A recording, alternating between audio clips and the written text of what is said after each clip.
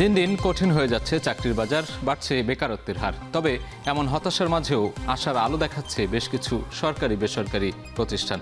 তবে এসবের জন্য চাই নিজেকে সব সময় আপডেট রাখা। দর্শক, স্বাগত জানাচ্ছি সপ্তাহের সেরা চাকরিগুলো নিয়ে আজকের আয়োজন চাকরির বাজারে। পুরো আয়োজনের সঙ্গে আছি আমি সাজিদ আরাফাত। আজ আমরা দেখব সপ্তাহের বাছাইকৃত কিছু সেরা চাকরির বিজ্ঞপ্তি। শুরুতে আমরা দেখে নিতে চাই বেশ কয়েকটি সরকারি প্রতিষ্ঠানের চাকরির বিজ্ঞপ্তি। বাংলাদেশ কৃষি গবেষণা ইনস্টিটিউট বারি রাজস্ব খাতভুক্ত শূন্য পদগুলোতে জনবল নিয়োগে নতুন নিয়োগ বিজ্ঞপ্তি প্রকাশ করেছে এবং এই বিজ্ঞপ্তিতে আগ্রহী এবং যোগ্য বাংলাদেশি নাগরিকরা কিভাবে আবেদন করতে পারবেন সেটি আমরা দেখে আসতে চাই। এক নজরে আমরা দেখতে চাই বাংলাদেশ কৃষি গবেষণা ইনস্টিটিউট বারি তাদের প্রতিষ্ঠানের কিভাবে তারা এখানে নিয়োগ বিজ্ঞপ্তিটি দিয়েছে। আমরা প্রতিষ্ঠানের নাম দেখছি বাংলাদেশ কৃষি গবেষণা ইনস্টিটিউট। পদের নাম system analyst, programmer, assistant, maintenance engineer, অর্থাৎ বেশ কয়েকটি পদে আমরা দেখছি তারা নিয়োগ বিজ্ঞপ্তি প্রকাশ করেছে। পদ সংখ্যা 97 জন, একটা বড় অঙ্কের নিয়োগ দেখছি আমরা এখানে। চাকরির ধরন স্থায়ী, প্রার্থীর ধরন নারী পুরুষ। আবেদন ফি এখানে বলা হয়েছে সাধারণ প্রার্থীদের জন্য আবেদন ফি 223 টাকা, ক্ষুদ্র নৃগোষ্ঠী শারীরিক প্রতিবন্ধীদের জন্য 50 টাকা, অর্থাৎ দুই ধরনের ফি আমরা দেখতে পাচ্ছি। এবং বয়স 18 থেকে 40 বছর, অর্থাৎ যে কয়েকটি পদ সংখ্যা তারা দিয়েছে 97টি এবং পদের নাম দিয়েছে সেগুলোতে 18 থেকে 40 বছর বয়স পর্যন্ত যে আবেদনকারীরা তারাই এখানে আবেদন করতে পারবেন। এবং আবেদনের শেষ সময় দেওয়া হয়েছে 21 আগস্ট 2025 বিকেল 5টা পর্যন্ত। আমরা দেখে নিলাম বাংলাদেশ যে কৃষি গবেষণা ইনস্টিটিউট বারি সেটির আবেদন প্রক্রিয়া কিভাবে।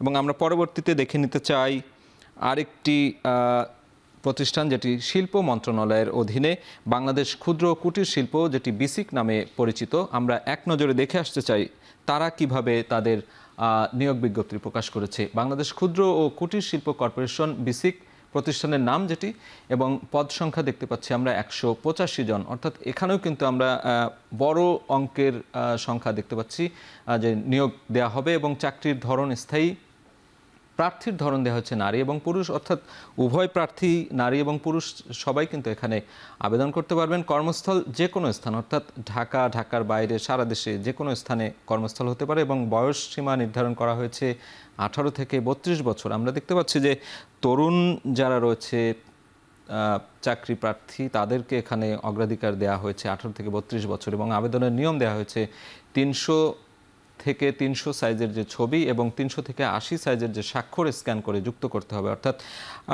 সরকারি প্রতিষ্ঠানগুলোর একটি নিয়ম থাকে এ ধরনের সাইজের ছবি এবং স্বাক্ষর স্ক্যান করে যুক্ত করে, সেটি আমরা দেখতে পাচ্ছি। এবং আবেদন ফি এর কথা বলা হয়েছে প্রিপেইডের মাধ্যমে 223 টাকা, 168 টাকা এবং 112 টাকা অফেরতযোগ্য হিসেবে জমা দিতে হবে। অর্থাৎ আমরা এখানে 185 জন পদ সংখ্যা দেখতে পাচ্ছি।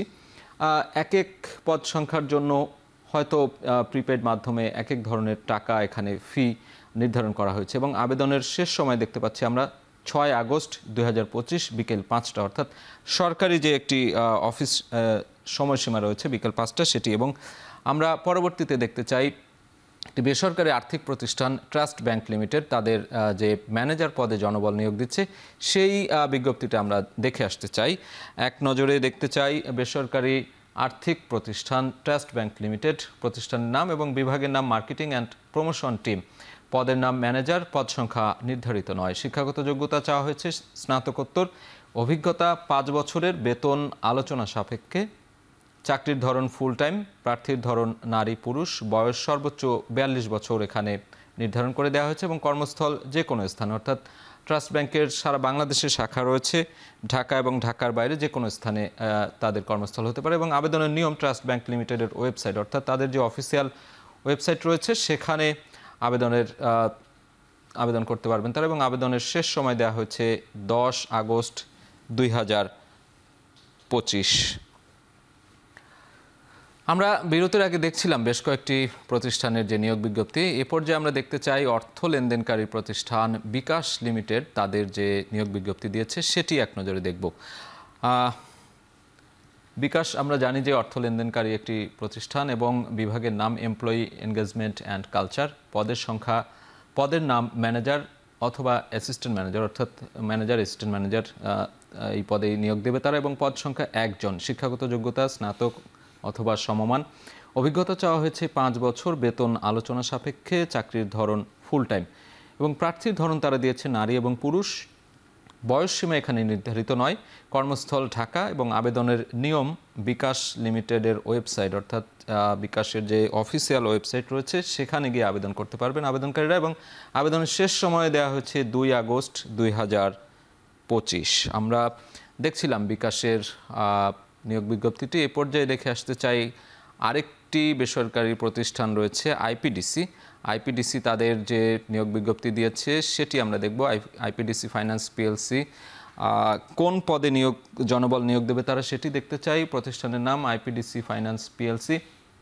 পদের নাম দিয়েছে লিড সফটওয়্যার ইঞ্জিনিয়ার। শিক্ষাগত যোগ্যতা বিএসসি অথবা এমএসসি, অর্থাৎ যেহেতু সায়েন্স ব্যাকগ্রাউন্ডের জব এটি, শিক্ষাগত যোগ্যতা সেভাবেই চাওয়া হয়েছে। অভিজ্ঞতা 10 থেকে 15 বছর, অর্থাৎ বেশ অভিজ্ঞ একজন লোকই তারা চেয়েছে, এবং বেতন আলোচনা সাপেক্ষে। চাকরির ধরন ফুল টাইম। প্রার্থীর ধরন নারী এবং পুরুষ উভয়ই এখানে আবেদন করতে পারবেন। বয়স সীমা নির্ধারিত নয়। কর্মস্থল ঢাকা। আবেদনের নিয়ম আইপিডিসি ফিন্যান্স পিএলসি, অর্থাৎ IPDC finance private limited company, তাদের যে ওয়েবসাইট রয়েছে সেখানে, এবং আবেদনের শেষ সময় দেওয়া হয়েছে 23 আগস্ট 2025। আমরা পরবর্তীতে দেখতে চাই বেসরকারি উন্নয়ন সংস্থা ব্র্যাক। আমরা জানি যে ব্র্যাক একটি উন্নয়ন সংস্থা, বিভিন্ন বিষয় নিয়েই তারা কাজ করে থাকে। তারাও জনবল নিয়োগে বিজ্ঞপ্তি প্রকাশ করেছে, সেটি আমরা দেখে আসতে চাই। বেসরকারি উন্নয়ন সংস্থা ব্র্যাক, বিভাগের নাম MEAL, পদের নাম ম্যানেজার, পদ সংখ্যা নির্ধারিত নয়। শিক্ষাগত যোগ্যতা চাওয়া হয়েছে স্নাতক অথবা সমমান। অভিজ্ঞতা 3 বছর। বেতন আলোচনা সাপেক্ষে, এবং চাকরির ধরন ফুল টাইম। বয়স নির্ধারিত নয়। কর্মস্থল ঢাকা। আবেদনের নিয়ম ব্র্যাকের যে ওয়েবসাইট রয়েছে সেই ওয়েবসাইটে গিয়ে যারা চাকরি প্রার্থী রয়েছেন তারা আবেদন করতে পারবেন। এ পর্যায়ে আমরা একজন অতিথির সঙ্গে আলোচনা করব। আপনারা জানেন প্রতি পর্বে আমাদের সাথে একজন নিয়মিত অতিথি উপস্থিত থাকেন, যার মাধ্যমে চাকরি প্রার্থীরা বিভিন্ন টিপস পেয়ে থাকেন। আজ আমাদের সাথে আছেন জনপ্রিয় সিনেমাটোগ্রাফার শেখ রাজিবুল ইসলাম। রাজীব ভাই, আপনাকে স্বাগত। আমরা সাধারণত চাকরির বাজারে কর্পোরেট গেস্ট এনে অভ্যস্ত, কিন্তু আজকে একটু ভিন্ন ধর্মী গেস্ট নিয়ে এসেছি। আপনি বলছিলাম যে দেশের অন্যতম জনপ্রিয় বিখ্যাত সিনেমাটোগ্রাফার। চাকরি ক্ষেত্রে, অর্থাৎ সিনেমাটোগ্রাফি পেশা হিসেবে কেমন, আপনার কাছ থেকে শুরুতে এটি জানতে চাই, যেহেতু আপনি দীর্ঘদিন ধরে এই পেশার সঙ্গে জড়িত আছেন। চাকরি বিষয়ে আসলে আমার এক্সপিরিয়েন্স খুব কম, তবে আমি আমার ক্যারিয়ার নিয়ে বলতে পারি যে সিনেমাটোগ্রাফার ক্যারিয়ার ডেফিনেটলি এখন খুব ভালো অবস্থায় আছে, যেহেতু বাংলাদেশে এখন অনেক ওটিটির চরকি, তারপর বিঞ্জ, হইচই এরা কাজ করছে। সো এখানে আসলে অনেক বেশি সিনেমাটোগ্রাফার আমাদের এখানে দরকার, কারণ তারা প্রচুর অনলাইন কন্টেন্ট বানাচ্ছে। আর আমাদের এখানে বিজ্ঞাপন মার্কেটটা অনেক বড়। সো আমাদের এখানে আগে যেমন বিদেশি সিনেমাটোগ্রাফার এখানে কাজ করতো, এখন আমাদের বাংলাদেশি সিনেমাটোগ্রাফাররা এটা সার্ভ করছে, এবং এটা মার্কেট যেহেতু আস্তে আস্তে বড় হচ্ছে, তো ভবিষ্যতে আরও অনেক সিনেমাটোগ্রাফার আসলে আমাদের ইন্ডাস্ট্রিতে প্রয়োজন। কেউ যদি সিনেমাটোগ্রাফার হতে চায়, সেক্ষেত্রে আমরা দেখি এখনকার তরুণরা অনেকেই কিন্তু এই পেশায় আসতে চায়। অনেকেই কন্টেন্ট ক্রিয়েটর হচ্ছে, সিনেমাটোগ্রাফি করছে, ফটোগ্রাফি করছে। পড়াশোনাটা কেমন করতে হবে, এবং এই যে মাঠের যে অভিজ্ঞতা সেটা কেমন থাকা দরকার প্রয়োজন মনে করেন আপনি? আমার কাছে মনে হয় যে সিনেমাটোগ্রাফি, ফটোগ্রাফি যেটাই হোক, সে তো বেসিক্যালি একটা বেসিক এডুকেশন অবশ্যই দরকার।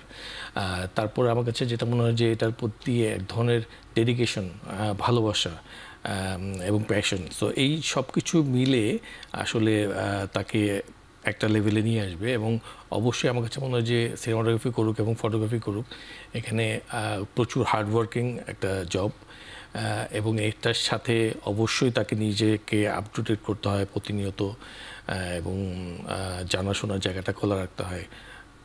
আমরা দেখি অনেক মানে বেসরকারি প্রতিষ্ঠান, বিশেষ করে বিশ্ববিদ্যালয়গুলোতে এখন তো কমিউনিকেশন মিডিয়া জার্নালিজম রয়েছে, সেই সঙ্গে ঢাকা ইউনিভার্সিটিতেও আমরা দেখি যে ফটোগ্রাফি নিয়ে পড়াশোনা করানো হয়, পাঠশালা রয়েছে, বিভিন্ন প্রতিষ্ঠান রয়েছে। এই ধরনের প্রতিষ্ঠানগুলো কতটা ভূমিকা রাখছে বলে আপনার কাছে মনে হয়? অবশ্যই আমার কাছে মনে হয় যে এই ধরনের প্রতিষ্ঠানগুলো অবশ্যই আমাদের এখানে ভূমিকা রয়েছে, কারণ আমাদের এখানে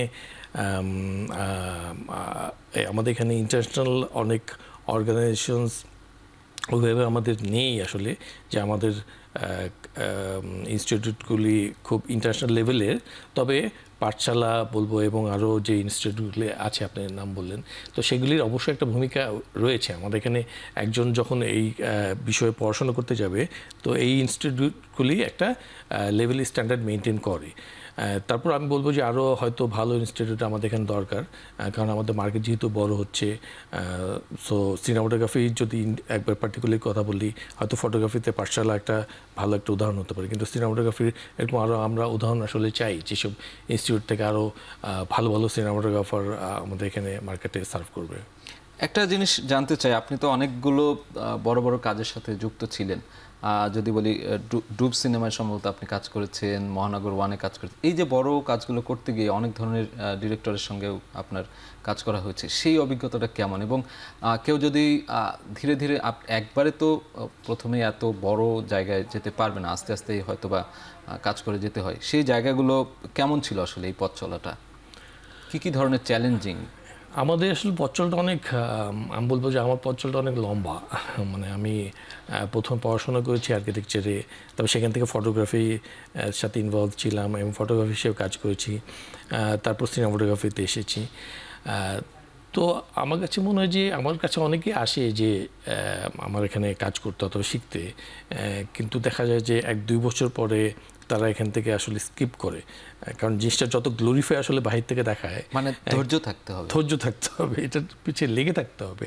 এটা তো একদিনে আসলে হওয়া যায় না। মানে আমাদের পিছিয়ে আমাদের লম্বা একটা ব্যাকগ্রাউন্ড আছে, আমরা অনেক কষ্ট করে এই জায়গায় এসেছি।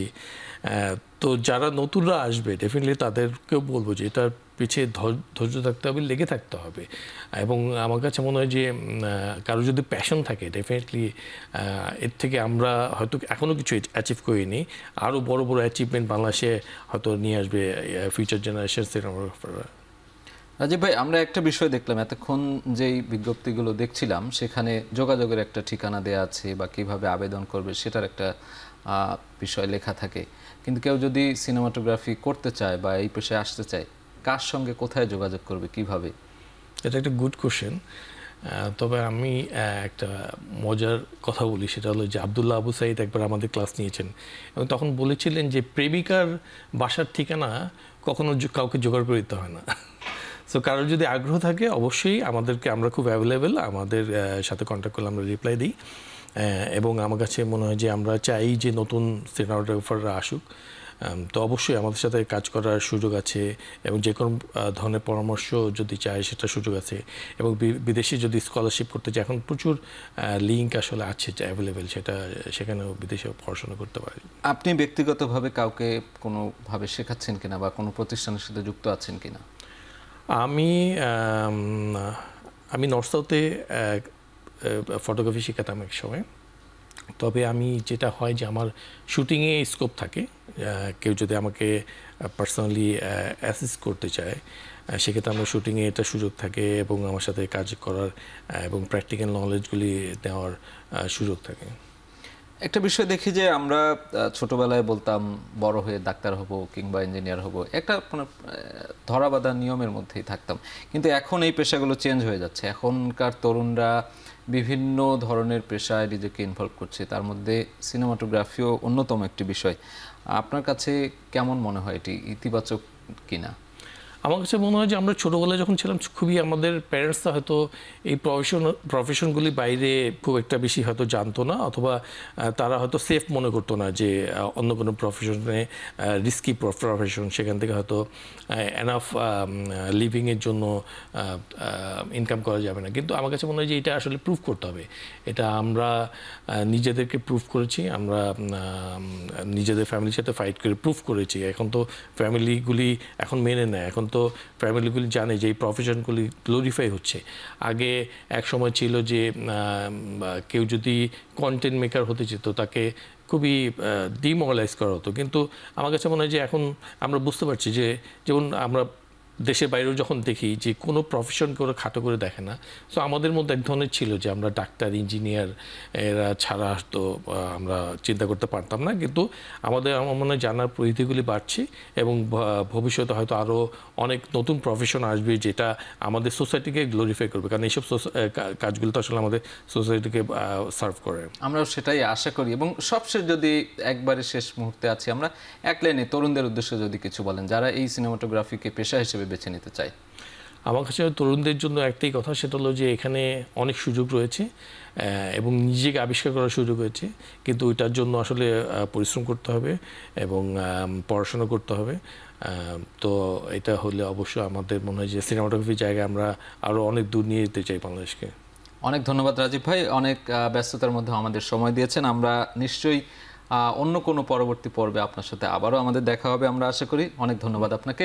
দর্শক, এতক্ষণ সাথে থাকার জন্য সবাইকে অসংখ্য ধন্যবাদ। দেখা হবে পরবর্তী সপ্তাহে। তবে আপনার কোম্পানির যে কোনো নিয়োগ বিজ্ঞপ্তি প্রচারের জন্য আমাদের সাথে যোগাযোগ করুন এবং যারা চাকরির জন্য আবেদন করতে চাচ্ছেন তারা আমাদের ইমেইলে আপনার সিভি পাঠিয়ে রাখুন। আপনার কোম্পানি বা প্রতিষ্ঠানের নিয়োগ বিজ্ঞপ্তি এবং সিভি পাঠানোর ঠিকানা চাকরির-বাজার@এখন.tv। শেষ করছি আজকের চাকরির বাজার। এখন টেলিভিশন ওয়েবসাইটে দেখতে ভিজিট করুন www.এখন.tv। এখন টেলিভিশন ফেসবুকে দেখতে ভিজিট করতে পারেন facebook.com/tv.এখন। এছাড়া ইউটিউবে দেখতে ভিজিট করতে পারেন youtube.com/c/echontv।